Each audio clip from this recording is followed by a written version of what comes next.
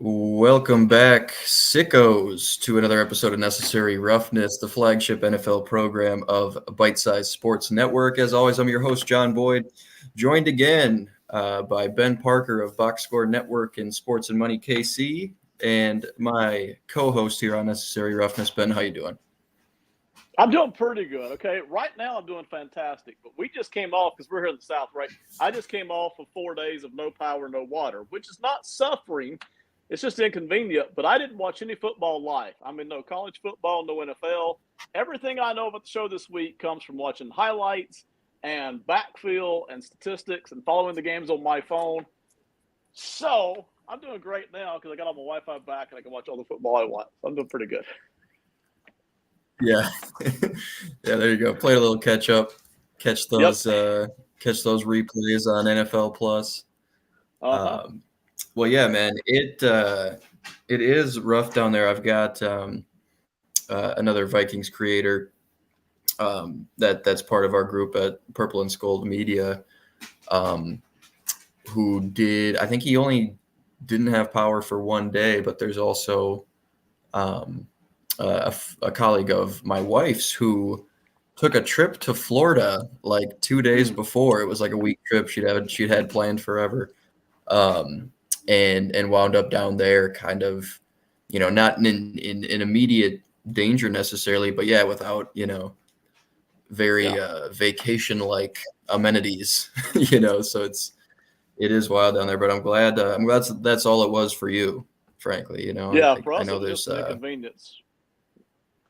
Yeah, we yeah, muddled through. because But I I'll know tell you, parts there's of Florida, North Carolina, really suffering right now. So, yeah, like some of those roads flooded all the way.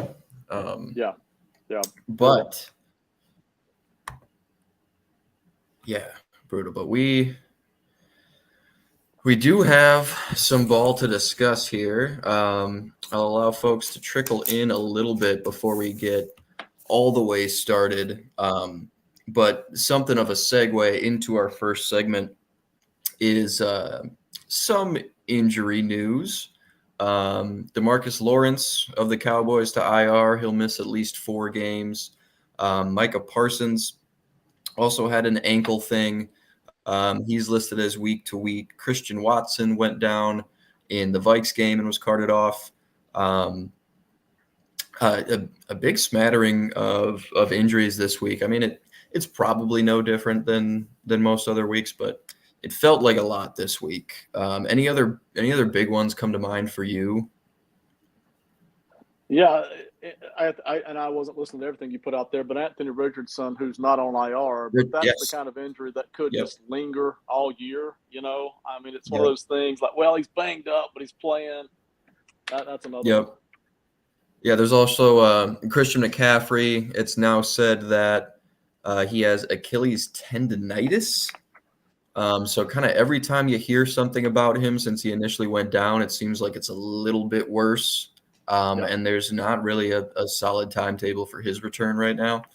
Thankfully, Jordan Mason's been really, really good for them. And, it's kind of a there's a lot made of like quarterbacks made by the system and system quarterbacks, but sometimes the way Shanahan draws it up and the way, no matter really who's on that offensive line to the right of Trent Williams, it feels like I could run for $120 on any given Sunday if within that system. Right. So, but Jordan Mason's been really, really good. So.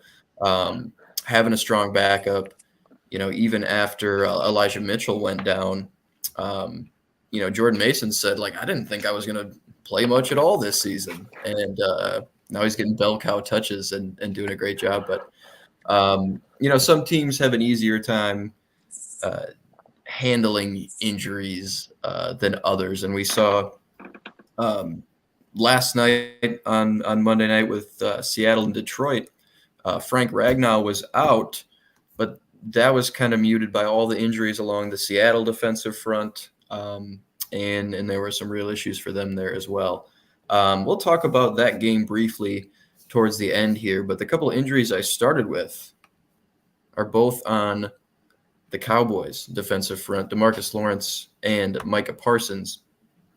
And I was wondering your opinion kind of on the Cowboys as it stands. They eked out a 20-15 win over the division rival Giants on the road.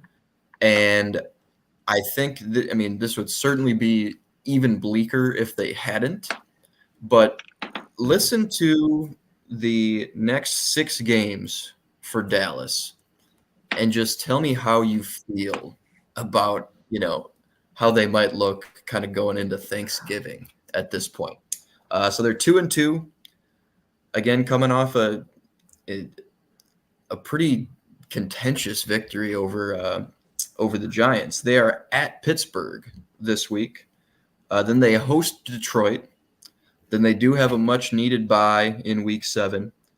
Then they're at San Francisco, a team you might think would be even healthier by then.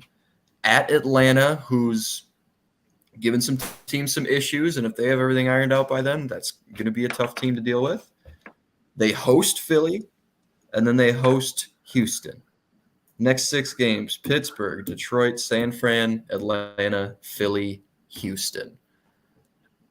The way they look right now, how many of those games do you think they realistically win of these next 6? Because I don't know. It looks that's a rough next 6 for a team that's struggling a little bit. It's daunting. They haven't looked good. If they could scratch 500 out of a record like that, they've got a right to think they could win any of those games, right? There's no team they just have to be scared of.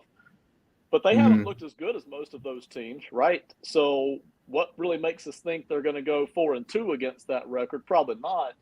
If they could pull a 500 out of there, I think I'd be happy if I'm a Cowboys fan, considering the injuries that you already mentioned, right, for the Cowboys, and considering how we haven't looked good, and considering some of the strife we've kind of entered the season with. If I could be, what does that make us, 5-5 coming out of that stretch? I'd be happy. Yeah. I'd be content. Yeah, 100%. Yeah, if you can tread water while they figure shit out from a play calling perspective on either side, maybe get a little bit healthier, maybe they're able to. And this is a team that, in my opinion, should be very active around the trade deadline, looking for secondary pass catchers outside of CD Lamb. If you can tread water and you're still at 500, getting close to Thanksgiving, I think you feel really good about that, especially the way Washington's surging. We'll talk about them in a little bit here. And, you haven't been able to take advantage of a Philly team that's had some issues as well.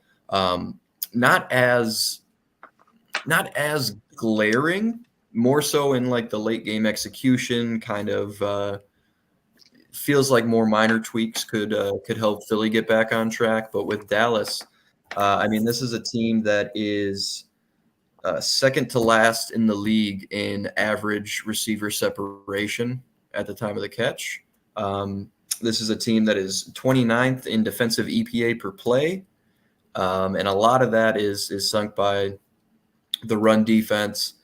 And this is a Mike Zimmer defense now that really has not gotten a hang of things through 4 games. And the way they looked in the regular season last year, that's pretty shocking. A lot of us considered that play caller switch to be an upgrade going to Zimmer from Dan Quinn, just to at least zag a little bit from what seemed to kind of get figured out. And I don't know, man, if it's kind of just like a Dak and CD and whatever you can get out of this O-line and running game against the world for a couple of weeks here, as well as the secondary has played, like Jordan Lewis out of the slot in particular, and Diggs and on the outside. Without that front, without Micah and DeMarcus Lawrence generating pressure, they're still 10th in pressure rate as a defense through 4 weeks. A lot of that's held up by those 2 guys. So if they're not able to help out the back end by pushing the pocket, it could get really, really ugly for this defense. It could. And listen, you got a little bit of hope that they had a little smidgen of a running game this past weekend when nobody really expected them to be able to run the ball against the Giants. They just got a little bit. And we're not asking for a lot, just a little bit, offset a little bit. Yep. But you're right. It's Prescott and it's CD. And once defenses start locking in on that, now you're really in trouble. You're looking for some help if you're Dallas, man. At least stop the run. If nothing else, just pack the box and stop the run. At least, build off of that. They're not even doing that right now. I mean, yep. Basically, if you were to divide the team up into say 4 or 6 different categories, the Cowboys are kind of average or subpar in about 4 or 5 of those. And really, the only one that they're above average in would really kind of be the Prescott to CD matchup, right? I mean, even with even Micah Parsons hasn't exactly lit it up yet this year. Offenses are kind of either running away from him or just double blocking him. So, what advantages have they got right now? Not a lot, but they are 2-2. So hats off to them. Got a guest tonight, man. Guest show. Yeah, 100%. We just had a guest pop in. Her mom is in the bath, and she just wandered down. So this is where we're at. This is Peyton. What's her favorite team? Of takes, but she's gonna. I'd like to think the Vikings. Oh, hello. I'd like to think the Vikings, but I don't know. Her mom's got a Joe Burrow T-shirt, so I'm hoping she doesn't get poisoned by that. Oh. Yeah, and my father-in-law is a Steelers fan, so he's even less happy than I am about it. Oh God! But the next team I wanted to talk about, here, Tampa Bay Buccaneers, on top of the NFC South. And Ben, what impresses you most about Tampa Bay to this point?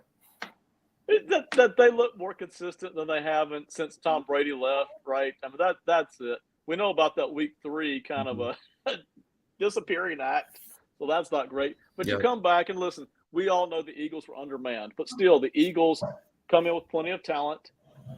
Most people still thought this would be a close game, and it really wasn't. Tampa Bay controlled it.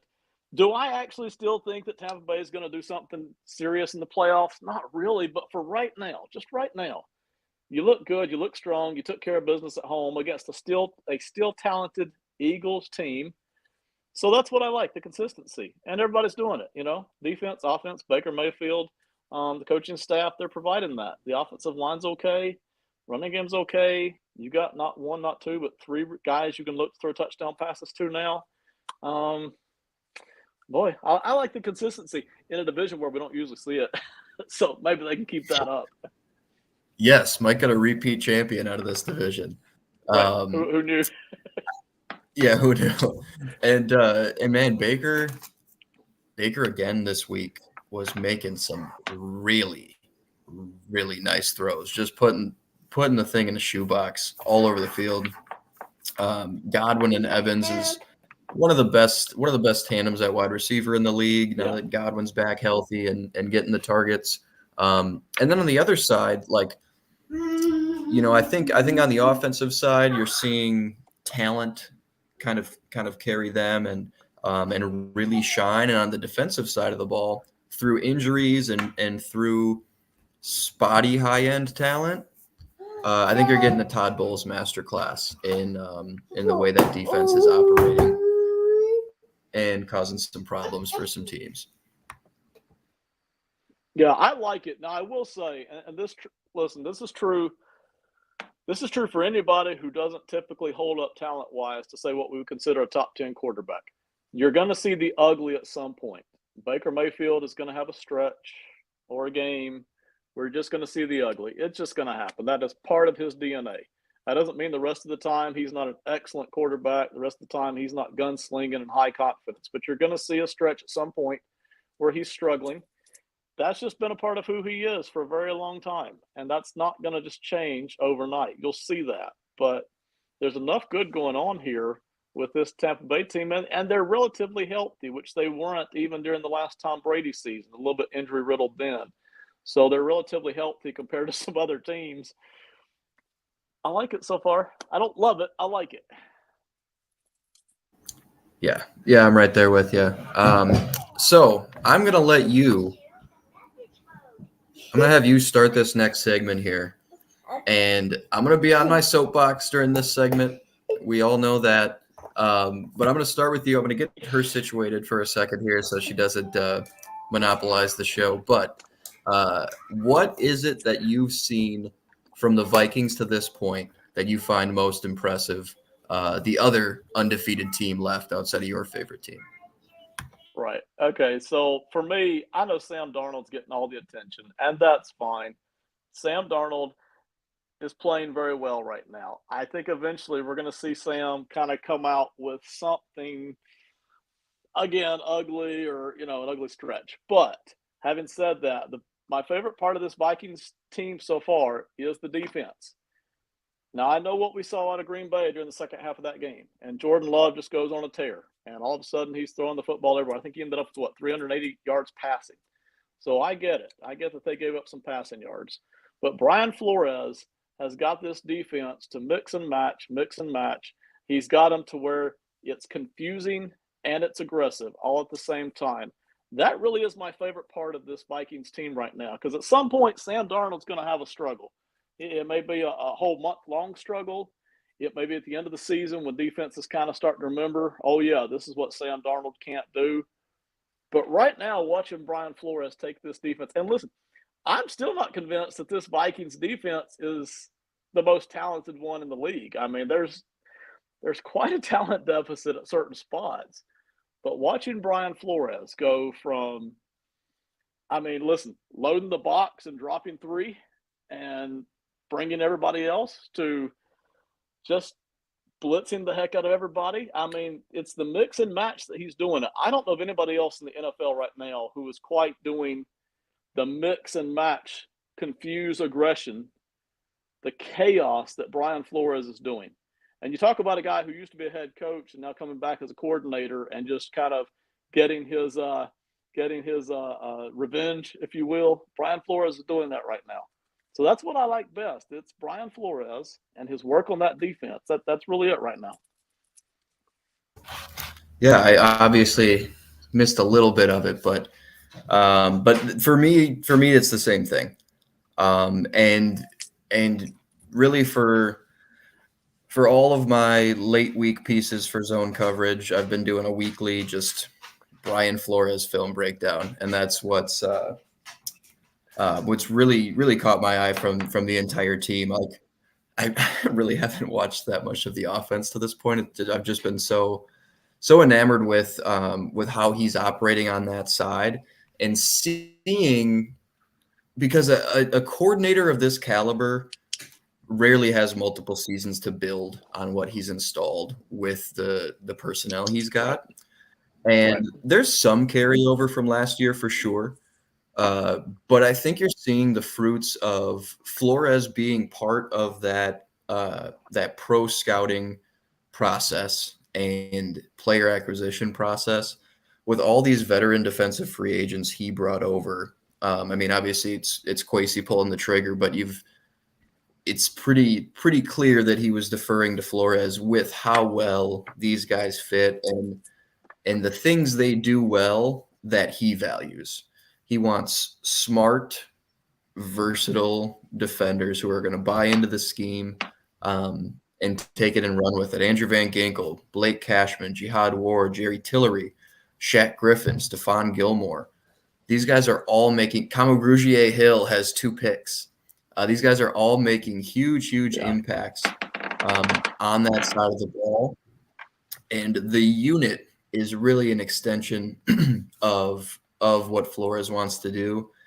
And, you've got to give a ton of credit to the way he's installed all these principles with these guys and the way they're able to free flow in and out of these disguised looks, getting to their landmarks, they're like deep half landmarks from the line of scrimmage, and communicating with each other. Because when you're seeing counter moves to everything the offense does as far as like eye candy goes. The offense tries to get a tell out of you by sending some motion. They're trying to figure out, okay, do we have man or zone? If I hard count, is one of these guys going to bail out of the box?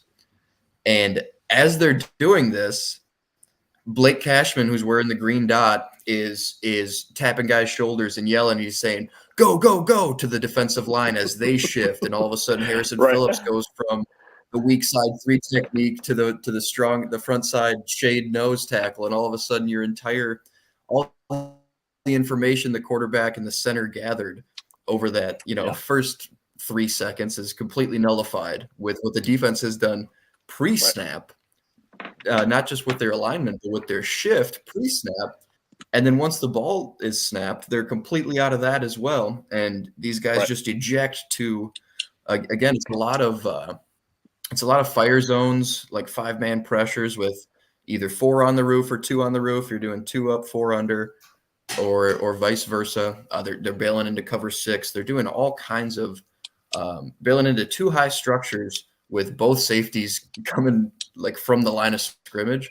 It's batshit insane. It's working because everybody's on the same page. There was an interception that Kamu Grugier-Hill had against the Packers that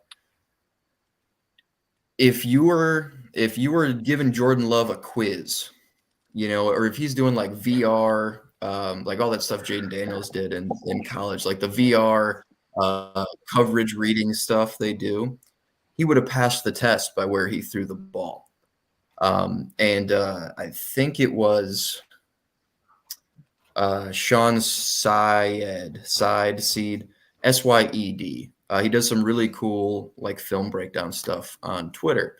And he pointed this out, and it was confirmed by a guy who, Trey something, I feel terrible for forgetting his last name, but who used to play for Flores, actually. So he confirmed this as a read. And Grugier-Hill was the pull running middle linebacker in a Tampa 2. So he kind of had that deep middle, essentially. Mm-hmm. And on the passing strength side, the Packers ran dagger, which is a seam out of the slot and a big deep in or a dig behind it. So, in most cases, especially if you've got cover 2, you've got that slot going up or that seam going from the slot that generally is going to pull that middle linebacker who's dropping to the deep third. That's usually going to take his eyes at the very least, but generally up the deep middle, he's going to follow that. And the deep safety, as that outside receiver's gaining depth vertically, is still backpedaling there. The middle's vacated. So either you've got him beat and you're hitting the seam, but what you're trying to do is open up that deep in underneath the seam as a clear out route. And Grugier-Hill, and this is something Flores installed essentially, by the book, he's supposed to follow that seam and carry that deep. Right. But what they do, once he apparently when they install, when you only see one vertical threat, then you take your eyes back to the deep in. And it was pretty much just exactly what Flores wants to see, I'm sure, from a backup linebacker as your Tampa dropper. This isn't even Cashman or Ivan Pace, the 2 off-ball linebackers who start. So, just the level of cohesiveness from the defense, how smart everyone's playing, and all the answers that Brian Flores has installed for all these concepts you're going to see consistently. Like dagger's a very common concept, and it's something that should be, exposing all this cover 2 that Flores drops into. But they've got little tricky answers to all this stuff that take away even what you are so sure is supposed to be there. Right. Like you passed the test on that play, Jordan Love, and you put the ball where it should be going. Flores' unit was just better. Like it, and that's just one example. There's stuff like that happening all over the field all the time. And it's absolutely mind-blowing. I really wish I was able to screen share the play if NFL.com would let me do that, because it seems convoluted to describe. But these are the kind of high level mental plays that these guys are making on defense. This isn't none of these guys are the fastest guys on the field. We've got a 34-year-old outside corner. We've got a guy who playing center field safety who ran a 4.62 at the combine. And Harrison Smith's 36, bailing from the A gap to cover a deep half the time. This isn't a team that's beating you with athleticism, like alone. You know, it's not. It's all just perfect instinct and perfect timing, and everybody's humming. It's just unbelievable. And real quick, for what it's worth, I guess I'll give a little shout out to the offense, but Why not? why not?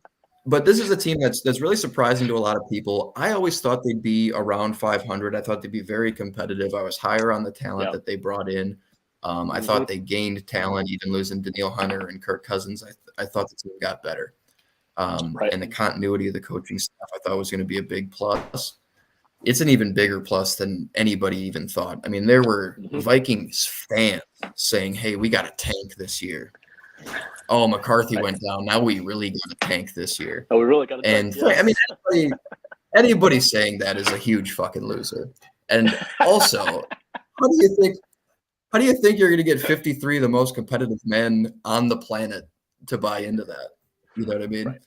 But what everybody seemed to have undervalued is like this is probably a top 3 coaching staff in the league, top to bottom.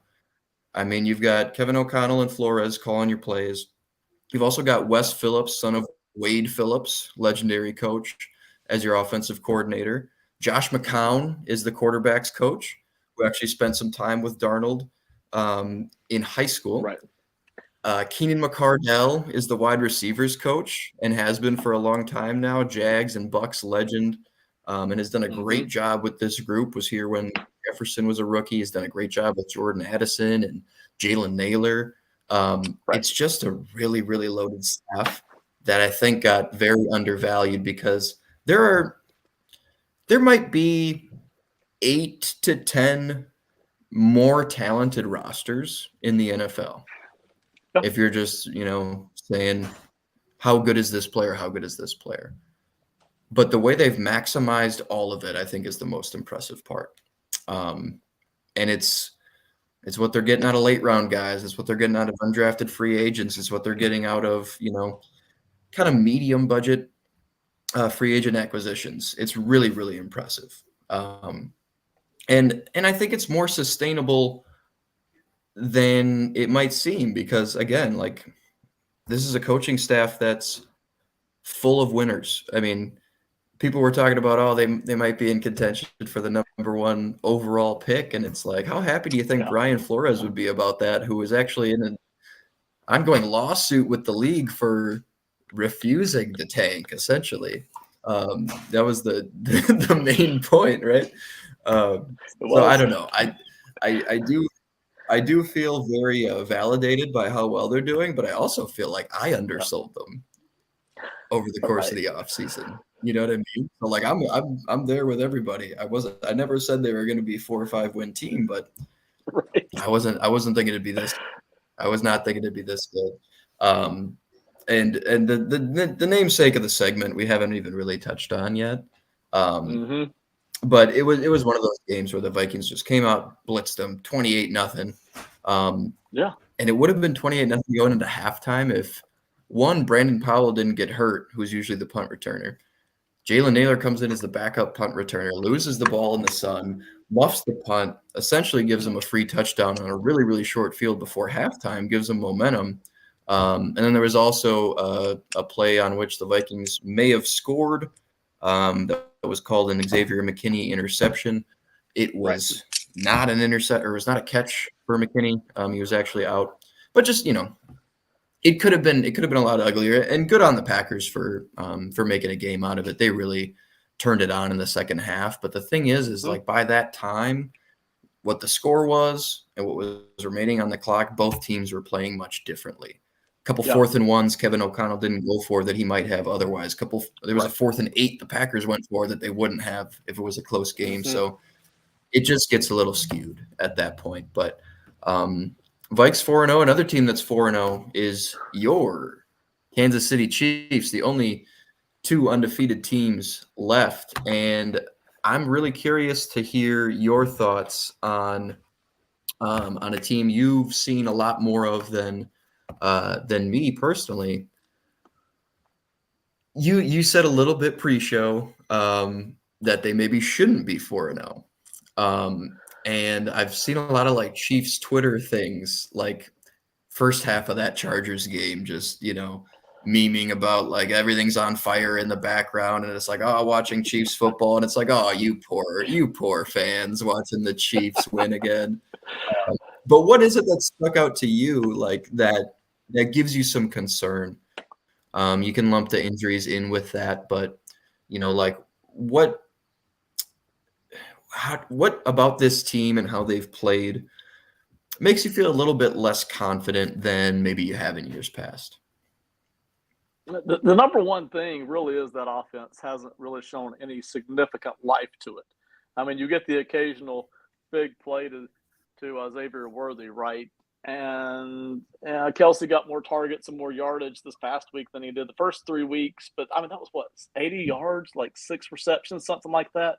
So the offense hasn't shown any indication. But we've seen the past 2 seasons that be the same thing, where they just kind of choke for the Patriots used to be this way. They'd come out flat in September, 2-2. Like, what's wrong with the Patriots? Well, they're sorting through things, Nothing End of the year 14. About. Yes, in year 14. And the Chiefs are Patriots 2.0, basically. You've got the great coach, the great quarterback. You've got good players sprinkled on offense and defense, and this organization knows what it's doing. But that offense hasn't shown any signs of life yet. Patrick Mahomes kind of looks directionless right now. And I hate to call names this early in the season, but it was already going on last year too. The Chiefs offensive coordinator isn't exactly a fan favorite of myself or of most Kansas City fans. He's fine, but he's not exactly the guy that's always kind of had the feel for the right buttons. It's just more like generic OC, if you will. It's more like, here's how we just basically NFL run an offense. You don't see the creativity. You don't see the flex. You don't see the ingenuity. You don't see them doing things to kind of get the defense out of the position they want to be in. It's just kind of like, here we are. We do what we do. Mahomes does his thing. Don't make mistakes. And I'm not a fan of that myself. Now, the Chiefs just may be so good as an organization. They crunched through to a 3rd Super Bowl win. That's kind of what they're doing right now at 4-0. That might just be. But that's it. The offense looks a little directionless, and Mahomes doesn't yet look like he's really hooked up with any of his receivers, I mean, it's here and there. That would be the one big red flag right now for me if I'm Kansas City.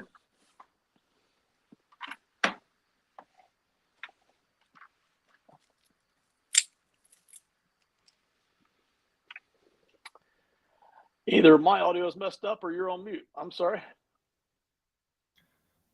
Definitely me on mute. I was drinking out of a big water bottle. I didn't want to have any slurping on the audio. And that's another thing too, is like through the first 3 weeks, it was kind of like, is this kind of the cliff for Travis Kelce now? Right. Slowed production, better game against the Chargers, showed a little bit more life, but it was kind of once, the other weapons were even more depleted at that point. Mm-hmm. What is your read on the left tackle situation at the moment, and how much of a role do you think that will play in the Chiefs' success this season? Like, how crucial do you think that might be? Because this is the best interior 3 in the league, I think, bar none. Right. And one of the bigger travesties outside of just O-line not being talked about enough is Trey Smith not being talked about enough. He's really, really fun to watch if you ever have a chance. But how big of a factor do you think the left tackle might be, regardless of who of those guys will end up kind of taking the reins as the full-time starter by the time we get to January? Yeah, for me, knowing the Chiefs, and again, I've watched them for 6-7 years now, like deep watch. I'm not super worried about left tackle, no matter who it is. And that started 3.5 seasons ago, when they lost both their tackles, right? Heading into the Super Bowl with Tom Brady, and they didn't have a chance in that Super Bowl because both tackles were out. Well, it come the offseason, they got rid of both tackles, and both Schwartz and Fisher. Well, ever since Schwartz and Fisher have gone, they haven't had a good tackle rotation. I mean, they just haven't. It's been either average or bad, one or the other, and they found ways to win anyway. What you found them doing was passing shorter. Mahomes had to learn to be more patient. You found them especially using a lot of 2 tight end sets or a tight end fullback set just to block. That's all they were there for. Just block. That's it. Help out the tackles. So in general, I'm not as worried about it as I would be with other teams because Kansas City has been dealing with this now for 3 seasons. It's just not a new thing for them. They're trying each offseason to address it, but it's just not new. Yeah. I mean, they are used to this. Now, I do wonder, again, it goes back to the OC, if Andy Reid is the guy who's brainstorming ideas of how to handle this, I'm okay with it. If it's the OC Nagy doing that, I'm a little less optimistic about their handling of it, especially come playoff time, right? But they've been dealing with this for a long time. I'm not super worried about it right now. Just not. That is fair enough. Something that maybe some teams should be worried about is the way Jaden Daniels and this Washington team have played. I have before. I'm gonna give you the floor to give your thoughts on him. I know you're a big draft guy too. If you want to kind of talk through what you thought of him coming out and what you've seen to this point, compare and contrast those. But I'm going to start it with just one stat that I heard on the Bootleg Football podcast with Brett Coleman and EJ Snyder. Jaden Daniels has engineered 23 scoring drives this season. How many incompletions do you think he's thrown through the first 4 games? Well, 23 scoring drives. I would have never guessed this if you hadn't already. Go ahead, take a great old big hint there. But let me give my guess of what it would have been had you not trotted your question out that way. I would have said he's got 45 incompletions. I now know it's not that, but that's what I would have said, 45. So it is 19 incompletions through 4 games. 19. 19. He has more scoring drives than incompletion. And that was an insane stat. And there's a lot of it, like he's insulated by some of Cliff Kingsbury's play calling for sure, but everybody's seen the highlights. It's not like he's Bo Nixon it. He is making some tight window, risky throws. He's going for it. He's throwing the deep ball. But over 25% of their first down play calls are screens. And that's been working. Over about 3/4 of their first down play calls are either runs, RPOs, or screens. So they're staying ahead of the sticks, and that's the reason they didn't punt for like 10 straight quarters at one point, which is also insane. Going 2 full games without punting is nuts, and they've got a pretty good punter in Tress Way. But what have you seen from Jaden Daniels first that kind of surprised you, or that has surprised you kind of based on your pre-draft read?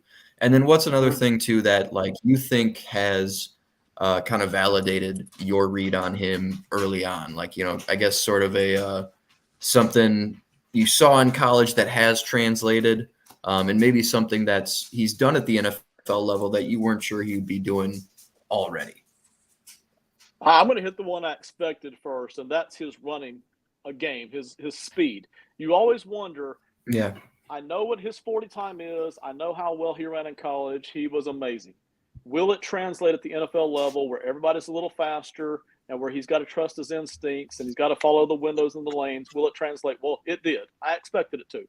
And he can run the football. I mean, he is an elite runner at the NFL level. No question about it. He not only has the speed, but he's got the instincts to find the space. That's important. And he's got that. So we know we can do that every week. Even if he's struggling at passing, he can run. So that's beautiful. I mean, that's elite level running that won't go away unless he gets injured. So that I expected, that translated. What I didn't expect at all was that he would look this good this quickly, like basically week 3, right? Week 3, where he would look this good at passing the football. I did not expect that. When you watched him back at Arizona State 3-4 seasons ago, he couldn't throw the ball more than 15 yards consistently. That was it. That was the cap. He shows up at LSU. It gets better. He wins the Heisman. He's throwing the football all over the place. It took him all of 3 weeks to do that at the NFL level. Okay. Now, no one's going to confuse his arm strength with Mahomes or Allen. He does not have that. He never will. All right. It's not that deep. It won't continuously threaten that deep. But that next level down, kind of that next group of guys, maybe not even quite Stafford. He's not quite Stafford arm power, but right there, kind of second, third tier, he can throw that. And it's just now a matter of learning the defenses at the NFL level. But he's already showing that he can do it. So that surprised me that he could do it that quick. It really did. Yeah, and like especially for me, like the deep ball. Like he always had great placement. I mean, they ran like 7 slot fades a game at LSU, the Heisman season. And so like part of you is like, is he like a Malik Neighbors merchant a little bit? Like, is it just easy enough to say, oh, this guy's going to go win? I'm going to put it up there. And no, man, like that deep ball to McLaurin to kind of put that Bengals game away as he's getting drilled, puts it right over his shoulder in tight coverage. Like that was the one for me where I'm like, okay, yeah, he's going to be doing this at the NFL level. Like the deep ball is going to be a really, really nice part of his game, especially up like the sideline. He can push the middle of the field too. But what he's been able to do in those facets when he really does uncork it, and then really kind of like his patience and moxie navigating the pocket, timing on those, like even those screen plays, like that takes some NFL timing to execute those at this level as well. And just the patience he's shown within the offense. He's not forcing much, he's not pressing. He's kind of letting the game come to him, and he's just out there hooping. You know what I mean? Like it doesn't look like he's overthinking anything. It just feels really natural, and he's just playing ball. So that's been really cool to see for like such an athlete like him to be able to kind of rein himself in and just execute as a thrower and just kind of point guard the offense. It's been really, really good. And, I think, what was it? 92.3% completion in week 3. And then it was like 81.7 in week 4. It's like, Jesus, dude, like, I know there's a little bit of Mickey Mouse to the offense here and there. Like Cliff's doing a lot of horizontal things, but man, like this is a historic first 4 games, and that can't really be oversold. Like it's just been that ridiculous on a numbers basis, but also some of the things he's done to the eye test. Like it's just like, whoa.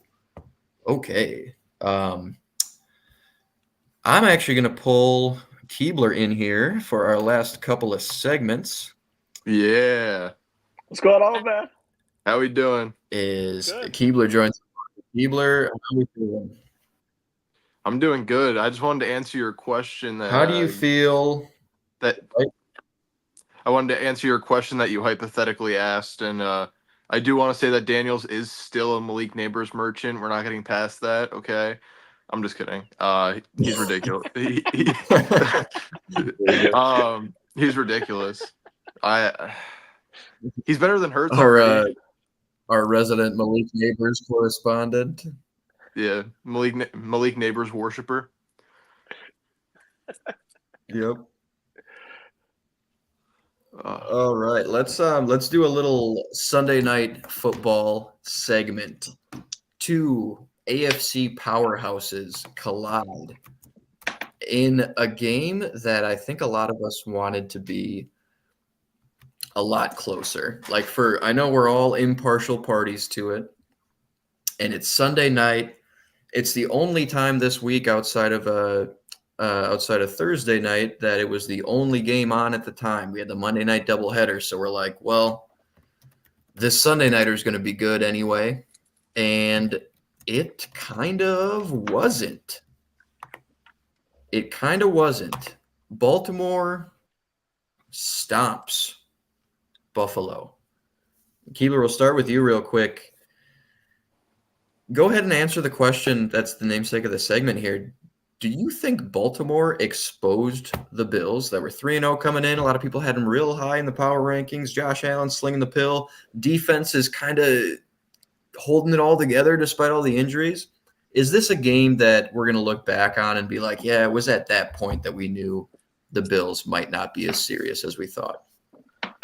I don't think that Baltimore exposed the Bills. I think the Bills exposed the Bills. Nice. I'm gonna start off by saying I don't know what the hell that flea flicker attempt was. No clue what the mindset. No clue what the mindset was there. But if any of you are watching and remember Nick from the old episodes, I was talking to him a little bit about it, and he said to me, he was like, you know what? Everything that you said would go wrong with the Bills this season went wrong with the Bills in that game. It was, I said before the season, their secondary would be torched, losing key guys like I think it was Poyer and Matt Milano, right? I think they lost both of those. Hyde, Trey White, who's been injured in the past couple of seasons, but he's gone. Yep. I said that. I said that the receivers, like losing Diggs and Davis, was a lot bigger than a lot of Bills fans wanted to admit to. Because when you have a guy like Diggs, it gets a lot more people open because there's so much defensive attention on him. Now everyone's like the same receiver, just in different bodies and uniforms. It's like it's pretty easy to read. When the run's not working, they really have nothing going, and then you have Josh Allen trying to play hero ball, and when that's not working, then you're really cooked. So that was my expectation going into the season, and it came to fruition Sunday against the Ravens. To credit the Ravens, they looked fantastic. So I don't want it to just be like, oh, the Bills are the Bills, whatever. I wasn't as high on them as everyone thought, but I was high on the Ravens, and that game showed me why I was right on being high on the Ravens going into the season. Yeah, that's a good call. I think it did tell us a lot about Baltimore. Early the first two games of the season, it was like is Derrick Henry really going to be that much of a focal point? Like, what do you bring him in for? 13 carries for 40-something yards against KC week 1. And then all of a sudden, the last 2 weeks, he's just dominant, and they're giving him bell cow touches. And so it sounds like it feels like they're settling into that identity that a lot of us thought they might be when they made the acquisition. Lamar, Henry, Justice Hill's been awesome. So the Ravens O-line is coming together. That Bills front is questionable, but they've got some good players. Linebacker is a different story in Buffalo, and they answered 21 personnel with nickel on that 87-yard touchdown for Derrick Henry, and Derrick Henry at like 250-something pounds and 30 years old just completely outran 5 defensive backs. So I think that's a really good sign for the Ravens. Their defense looked great. Josh Allen did a lot of good things, but it was all he could do. The receivers weren't getting any separation, so he just threw a couple of amazing back shoulders to guys who were covered very well up the boundary. And he was like, actually, I'm just going to put it exactly where only Keon Coleman can get it. So a couple of those throws were really, really good, but no other juice offensively. And the defensive coordinator, Randy Orr, it's Orr, ORR. Anyway, has done a pretty good job keeping going what Mike McDonald had. Ben, even coming out of this game, but also thinking about the prior 3 weeks and the priors you had coming into the season, which of these teams scares you more as a Chiefs matchup in the playoffs? Because it's looking like these are two of the probably 3 or 4 best teams outside of KC and most likely challengers in January. Which of these 2 teams would you be more afraid of a matchup against the Chiefs? Right now it's still Baltimore. Now listen, they both, Lamar and Josh Allen, both are scary, flat out by themselves. I mean, forget the rest of the roster. Either quarterback is going to scare you. But right now it's Baltimore. I like their coaching staff a little better. I like their defensive personnel a little better. I like what they're doing a little bit better. I will say the Baltimore secondary here is a great matchup for the Buffalo Bills wide receiving core. It's really cool, and it's a lot of fun for Josh Allen to spread the ball around because a lot of defenses will struggle with that, right? You don't know where Josh Allen's going to put the football. But when you run into a secondary like Baltimore has, which has which has Eddie Jackson, which got Kyle Hamilton, Marcus Williams, even Nate Wiggins, the first-round draft pick, got over 100 snaps so far this season. Marlon Humphrey back there. Looks good. That is a secondary that can just match up very well talent-wise with anything Buffalo's got. There's no mismatch anywhere that Buffalo can exploit, right? And so you mentioned it, then it's back to Josh playing hero ball. So that's a really bad matchup for Buffalo, a really great matchup for this Baltimore secondary, but not everybody can do that to Buffalo. Still, though, at the moment, Baltimore scares me a lot more. I've just seen more out of them over the past, say, season and a half than I have out of Buffalo.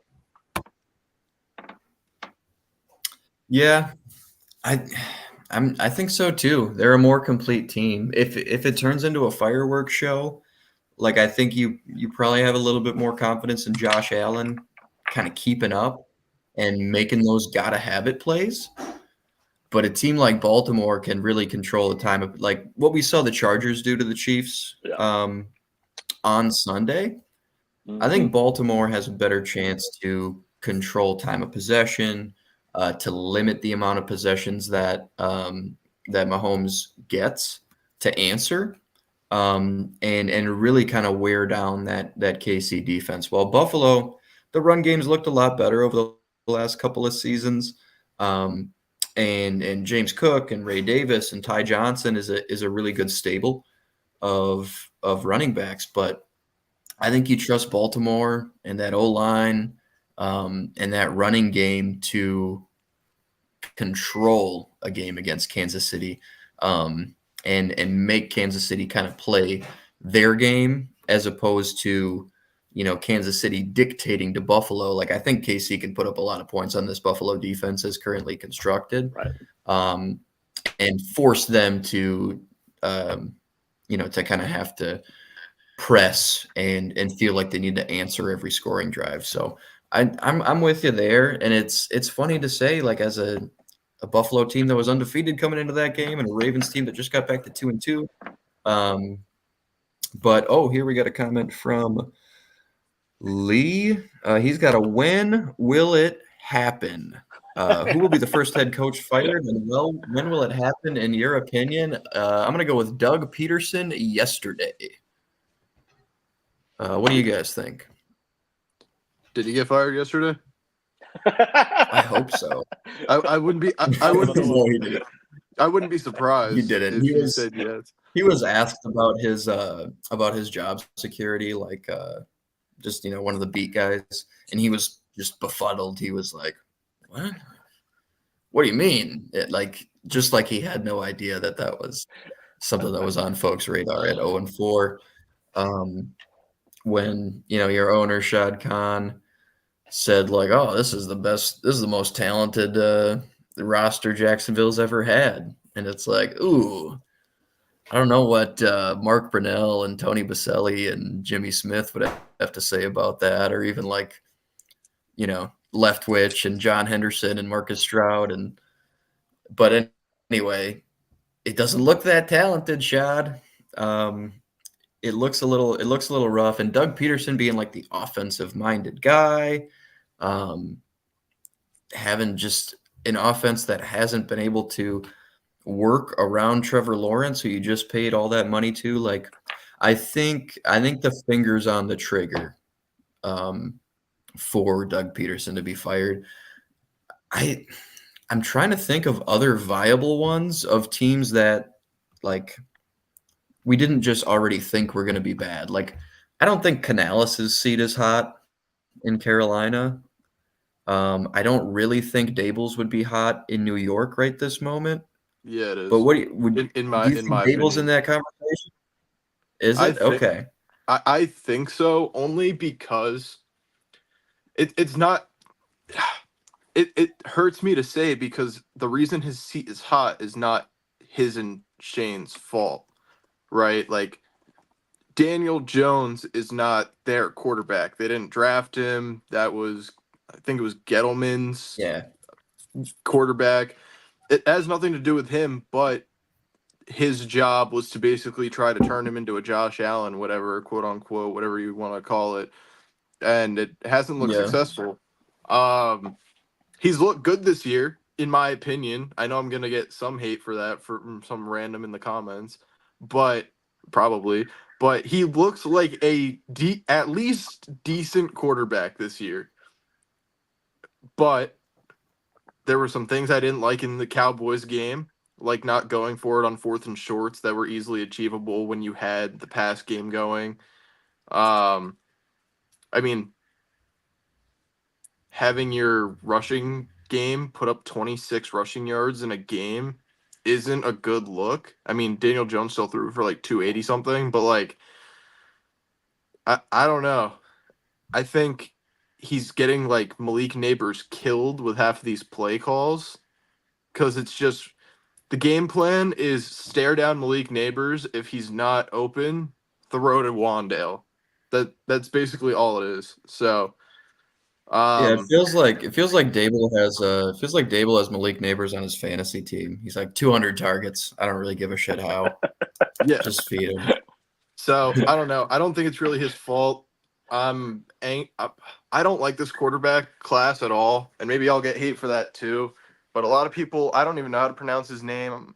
Quinn from Texas. A lot of people are high on. Um, I'm not. Like, I don't think that he's like a franchise-changing quarterback. I don't think Carson Beck is a franchise-changing quarterback. Like, I just don't like it at all. But then you have the decision: do we give Jones another year? Do we try to sign Jameis, whatever? And everything that goes wrong falls on the head coach. So I feel like if we have a bad year and we go like 4-13, which we should be 3-1 right now, by the way, I'm gonna just say that, but we'll move past that one. Yeah, if we go like 4-13, I think Dable's probably gone, and Shane, I don't think he'll be gone because he's done a really good job. But I think Dable, just because he's going to be like the scapegoat, he's on the hot seat. Gotcha. Yeah, I could see it. We're getting close to. Yeah, I agree. Lee Jones is protecting the ball a little better this year. We're pushing an hour here. Ben does have a show after this, so we'll work our way out. The only other one I was thinking maybe is like Sirianni, just Yeah. because the expectations to performance sort of thing. And Jalen Hurts was asked in a post game presser, like, hey, are you and Coach Sirianni gonna have a talk about how you're gonna kind of bring this team together and motivate the kind of as the leaders of the team, quarterback and head coach. And Jalen Hurts like paused, and then he said, "We have our moments." So that doesn't seem great, you know. Um, and again, Sirianni's not the play caller on either side of the ball, so it's not like you can really like hone in on like, well, the offense isn't working, and he's supposed to be the offense guy. He's just CEO, and he's supposed to be the rah rah culture guy, and it doesn't seem like everybody's bought in right now. So they could benefit from a coaching switch at some point. Who knows? But maybe Bill they turn it Belichick, around. maybe. If they stick around 500, yeah. If they miss the playoffs, I think he's gone for sure. But we'll see what happens. This has been another episode of Necessary Roughness on the Bite Size Sports Network. Give us a like, comment, subscribe if you haven't already.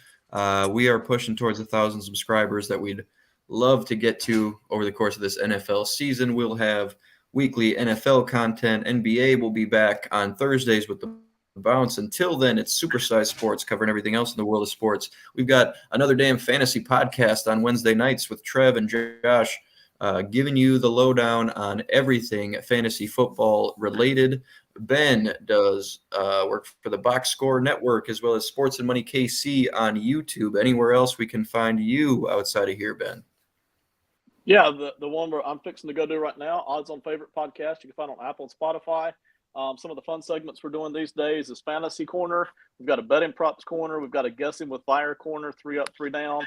Do a few next week picks we're looking at pretty deep. So come over and check us out. Probably come out late Wednesday night, early Thursday morning. Appreciate it. Yes, sir. I can vouch. Go check out Ben's stuff everywhere we just listed. Good point, Lee. We all forgot to mention Salah. It seems like him and Rodgers are butting heads a little bit. They had some interesting quips in the post-game pressures as well. Keebler is at the Nick Stop on Twitter. Basketball season is coming. His favorite team just traded for Karl Anthony Towns. Yeah, we did, so check baby. him out. Let's go. I'm sure he'll be posting a ton about it if you want. Our reactions to that trade, myself and Kev did about an hour on this trade specifically this past Saturday. That's up on the channel if you want to go check that out. Outside of that, you can find me here every Tuesday night. I just this past week did the Simon Short podcast. We talked about what teams we were going to rage quit on, just kind of dunking on teams who have been shitty to this point in the season. So that's always fun. And I cover the Vikings for zonecoverage.com. Twice a week, you can find my articles there. I have a piece that will go live every Tuesday morning, and then another that will go live sometime on Friday, breaking down the Brian Flores film every single week. So go check that out at zonecoverage.com/Vikings. Well, thank you, gentlemen. Always a fun show. Thanks for everybody watching, everybody who commented. Lee, thanks for popping on. And on your way out, once the show ends, leave us a comment, post live. That'll help juice the algorithm. Like, subscribe if you haven't already, and catch us right back here next week on Bite Size Sports. Since we don't cover baseball, let's